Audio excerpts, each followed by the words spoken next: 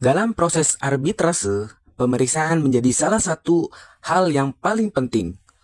Pada proses pemeriksaan, dilakukan secara tertutup pada setiap tahapannya, dimulai dari pemeriksaan statement of claim, statement of defense, dokumen, saksi, maupun ahli, ataupun hearing dari para pihak. Sifat tertutup itu menegaskan bahwasanya kerahasiaan penyelesaian sengketa melalui arbitrase sangat terjamin. Bahkan para pihak tidak boleh untuk mengesampingkan hal ini, dikarenakan pada pasal 27 memberikan indikasi akan ketentuan dari ketertutupan tersebut, dengan menyatakan bahwa semua pemeriksaan sengketa oleh arbiter atau majelis arbitrase dilakukan secara tertutup. Pemeriksaan terdapat 3 tahapan. Yang pertama adalah tahapan persiapan atau pra-pemeriksaan. Pada tahap ini ada beberapa hal yang harus disiapkan, di antara lain adalah 1. Persetujuan arbitrase dalam dokumen tertulis. 2. Penunjukan arbiter. 3. Pengajuan surat tuntutan. 4. Jawaban surat tuntutan oleh pemohon. 5. Jawaban surat tuntutan oleh termohon. 6. Perintah arbiter agar para pihak menghadap sidang arbitrase. Yang kedua adalah tahap pemeriksaan atau tahap penentuan. Pada tahap kedua, dalam tahap pemeriksaan, terdapat beberapa tahap, diantaranya adalah pengajuan permohonan arbitrase, pemeriksaan awal, pemeriksaan substantif, dan mediasi. Yang terakhir adalah tahap pelaksanaan, yang merupakan tahapan untuk merealisasikan putusan arbiter yang final dan mengikat. Hukum acara yang berlaku dalam proses pemeriksaan arbitrase diatur dalam pasal 27-51 Undang-Undang Nomor 30 Tahun 1999. Yang mana lebih jelas lagi tercantum pada pasal 31 ayat 1 ya, yang berbunyi para pihak dalam suatu perjanjian yang tegas dan tertulis bebas untuk menentukan acara arbitrase yang digunakan dalam pemeriksaan sengketa sepanjang tidak bertentangan dengan ketentuan dalam undang-undang ini.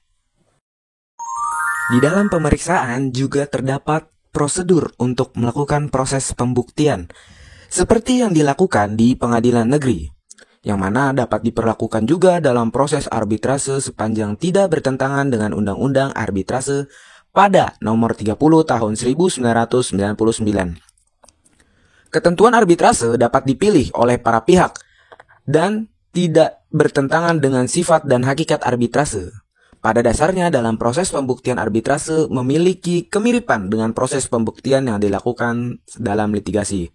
Oleh karena itu, pemeriksaan di dalamnya tidak akan jauh berbeda dengan jalannya proses pemeriksaan perkara perdata dalam pelaksanaan peradilan pada umumnya. Apabila para pihak mengindahkan bahwasanya akan tunduk dan patuh terhadap hukum yang berlaku di Indonesia, maka secara tidak langsung akan memakai pasal 164 HIR atau 1866 KUH Perdata dalam mencari sebuah alat bukti untuk digunakan dalam pembuktian. Yang mana alat bukti yang sah di dalam ketentuan tersebut terdiri dari 5 alat bukti. Yang pertama adalah surat, yang kedua adalah saksi, yang ketiga adalah persangkaan, yang keempat adalah pengakuan, dan yang kelima adalah sumpah. Terdapat pula prinsip-prinsip dalam pembuktian. Yang pertama adalah prinsip audi ad alteram partem dalam pasal 29 ayat 1 Undang-Undang Nomor 30 Tahun 1999, yang mana para pihak mempunyai hak dan kesempatan yang sama dalam mengemukakan pendapat masing-masing.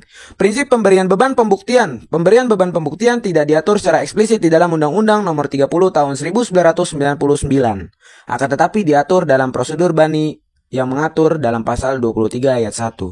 Yang terakhir adalah prinsip kewajiban menjadi saksi. Dalam pasal 139 sampai 143 HIR dijelaskan bahwa menjadi saksi merupakan sebuah kewajiban hukum. Berbeda dengan Undang-Undang Nomor 30 Tahun 1999 yang tidak mengatur mengenai kewajiban saksi untuk hadir di hadapan arbiter. Materi selanjutnya adalah pendapat hukum. Gatot Sumartono berpendapat bahwa pendapat hukum oleh lembaga arbitrase adalah para pihak dalam suatu perjanjian, yaitu tanpa adanya sengketa berhak untuk mengajukan permohonan suatu pendapat yang mengikat dari lembaga arbitrase atas hubungan hukum tertentu dari suatu perjanjian. Lembaga arbitrase dapat menerima permintaan yang diajukan oleh para pihak tersebut untuk memberikan suatu pendapat yang mengikat atau binding opinion mengenai suatu persoalan yang berkenaan dengan perjanjian tersebut. Arbitrase juga dapat memberikan konsultasi dalam bentuk opini atau pendapat hukum atas permintaan dari setiap pihak yang memerlukannya. Fungsi pendapat hukum. Pendapat hukum sendiri memiliki beberapa fungsi, yaitu yang pertama, memberikan kepastian hukum, lalu yang kedua, menghindari sengketa lebih lanjut, dan yang ketiga, menjadi dasar pengambilan keputusan. Prosedur pendapat hukum. Yang pertama, mengajukan permohonan. Pihak yang merasa dirugikan harus menyampaikan permohonan ini kepada lembaga arbitrase yang dipilih, disertai dengan dokumen-dokumen pendukung yang relevan. Yang kedua, penunjukan seorang atau lebih arbiter. Para pihak yang bersengketa dan memilih penyelesaian sengketa melalui arbitrase memilih arbiter yang tepat, kompeten, jujur, dan memiliki integritas. Jumlah arbiter yang akan dipilih tergantung dari keinginan pihak, bisa 1, bisa 2, atau lebih. Kemudian yang ketiga, persidangan. Proses ini biasanya lebih informal dibandingkan dengan persidangan di pengadilan, memberikan keleluasaan kepada para pihak untuk menyajikan bukti dan argumen. Arbiter berperan sebagai pengawas untuk memastikan bahwa setiap pihak mendapatkan kesempatan yang sama untuk menyampaikan pendapat. Lalu yang keempat, ini prosesnya terakhir, yaitu putusan. Setelah mendengar semua argumen dan bukti, arbiter akan mengeluarkan putusan, dan putusan ini bersifat terakhir dan mengikat bagi masing-masing pihak. Putusan arbitrase nasional merupakan putusan arbitrase yang dijatuhkan oleh lembaga arbitrase atau perorangan di wilayah hukum Republik Indonesia berdasarkan hukum Indonesia. Putusan arbitrase yang telah dijatuhkan memiliki kekuatan hukum yang sama dengan putusan pengadilan yang telah mempunyai kekuatan hukum tetap. Sifat putusan arbitrase nasional. Putusan arbitrase bersifat final dan mengikat bagi para pihak yang bersengketa. Sifat finalitas ini menandakan bahwa putusan arbitrase tidak dapat lagi diajukan upaya hukum biasa seperti banding atau kasasi. Konsekuensi dari sifat final ini adalah para pihak harus mematuhi putusan arbitrase secara sukarela. Proses pelaksanaan. Dalam waktu paling lama 30 hari, terhitung sejak tanggal putusan diucapkan, lembar asli atau salinan autentik putusan arbitrase diserahkan dan daftarkan di pengadilan negeri.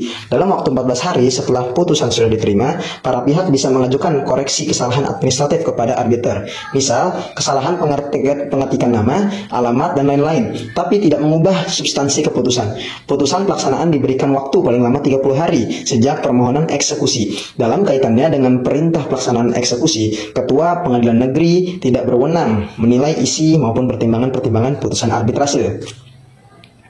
Ia hanya dibolehkan menolak untuk memberikan perintah pelaksanaan atas pertimbangan bahwa putusan arbitrase telah melanggar ketertiban umum.